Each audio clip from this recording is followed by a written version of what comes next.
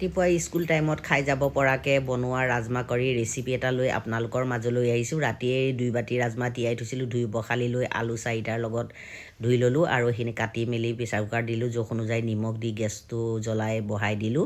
আনফালে মিক্সিৰ বাতি এটাতে পিঁয়াজ, নহৰু, আদা, কেঁচা জলকীয়া, বিলাহী এইখিনি পেষ্ট এটা কৰি ল'লোঁ। ৰাজমাহখিনি 7 চিটি লগাই ল'লোঁ, ধুনীয়াকৈ সিজি গ'ল। কেৰাহীত তেল গৰম কৰি তাত গোটা জিৰা আৰু তেজপাত ভাজি ল'লোঁ। তাতে মিক্সিত পিচি লোৱা গোটেই গ্ৰেভি মছলাখিনি দি ল' ফ্লেমত ধুনীয়াকৈ ভাজি ল'লোঁ। এইখিনি ভাজ খাই যোৱাৰ পাছত জিৰা, ধনিয়া, জালুকৰ গুড়ি, গৰম মছলা, হালধি এইখিনি দিলোঁ। চেনি আধা চামুচ দিলোঁ আৰু ৰাজমাত মানে অকণমান মিঠা হ'লে খাই ভাল লাগে। সেইখিনি ভাজ খাই যোৱাৰ পাছত ৰাজমাহখিনি দি দিলোঁ আৰু এইখিনি 2 মিনিটমান ভাজি লোৱাৰ পাছত অকণ ডাঠ হৈছে, তাত উতলা পানী দি দিলোঁ গ্ৰেভি অনুযায়ী আৰু এইখিনি 10-12 মিনিটমান উতলাই ল'লোঁ। আলু কেইডোখৰমান ভাঙি দিলোঁ, শেষত ধনিয়া পাত দিলোঁ। ৰাজমাহ কাৰীটো ৰেডি। এই কাৰীটো ভাতৰ লগত আৰু ৰুটিৰ লগত দুইটাৰে লগত খাবলৈ বহুত টেষ্টি হয়। ট্ৰাই কৰি চাব। ৰেচিপিটো কেনে পালে জনাব বা